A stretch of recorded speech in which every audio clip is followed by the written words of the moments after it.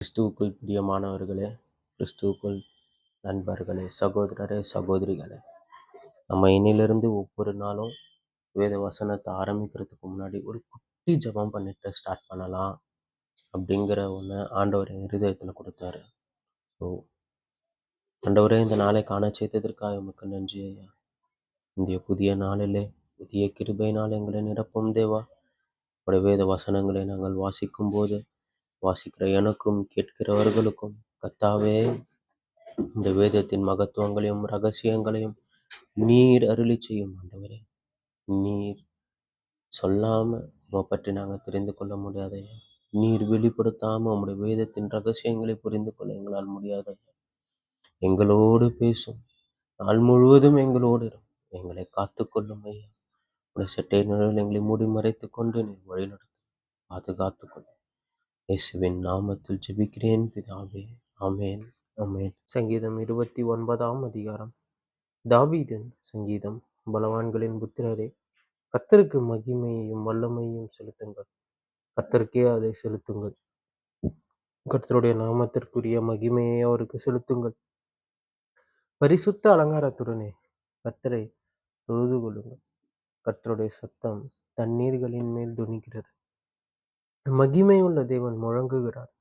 கர்த்தர் திரளான தண்ணீர்களின் மேல் இருக்கிறார். கர்த்தருடைய சத்தம் வல்லமை உள்ளது. கர்த்தருடைய சத்தம் மகத்துவம் உள்ளது. கர்த்தருடைய சத்தம் கேதுரு மரங்களை முறிக்கிறது. கர்த்தர் லீபனோனின் கேதுரு மரங்களை முறிக்கிறார்.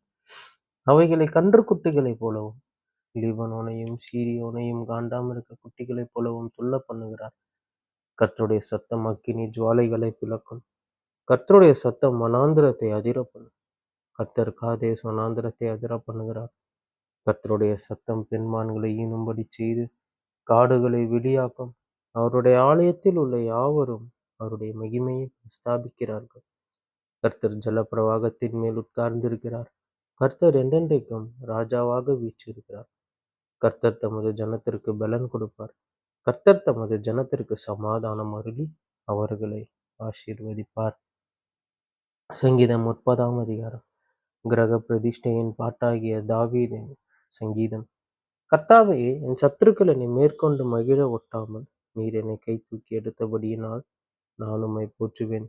என் தேவனாகிய கர்த்தாவே, உம்மை நோக்கி கூப்பிட்டேன், என்னை நீர் குணமாக்கினேன். கர்த்தாவே, நீர் என் ஆத்துமாவை பாதாளத்திலிருந்து ஏற பண்ணி நான் குழியில் இறங்காதபடி என்னை உயிரோடே காத்தீர். கர்த்தருடைய பரிசுத்தவான்களை அவரை கீர்த்தனம் பண்ணி அவருடைய பரிசுத்தத்தின் நினைவு கூறுதலை கொண்டாடுங்கள்.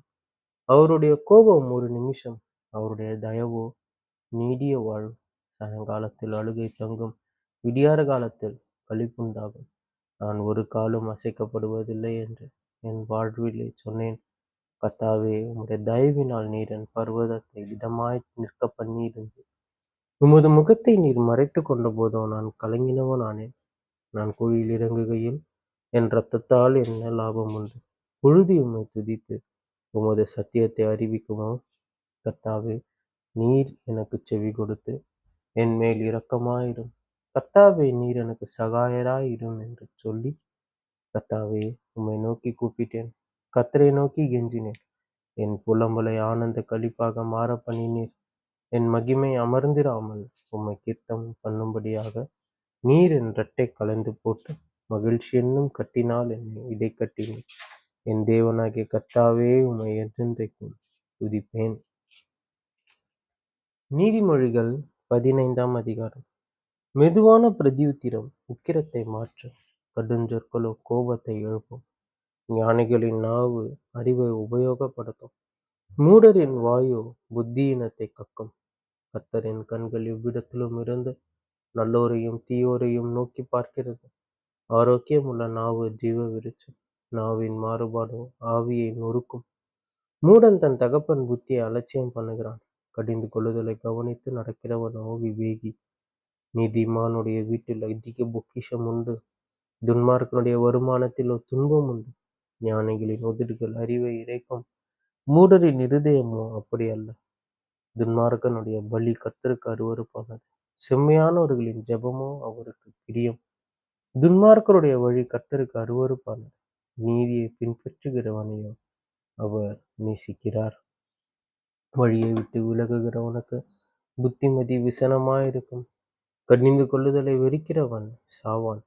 பாதாளமும் அழிவும் கர்த்தரின் பார்வைக்கு பிரத்யட்சமாயிருக்க மனுபுத்திரருடைய இருதயம் அதிக பிரத்யட்சமாயிருக்கும் அல்லவோ. பரியாசக்காரன் தன்னை கடிந்து கொள்ளுகிறவனை நேசியான். ஞானவான்களிடத்தில் போகவும் மாட்டான்.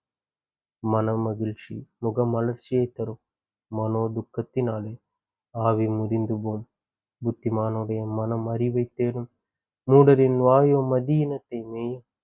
சிறுமைப்பட்டவனுடைய நாட்களெல்லாம் தீங்குள்ளவைகள்.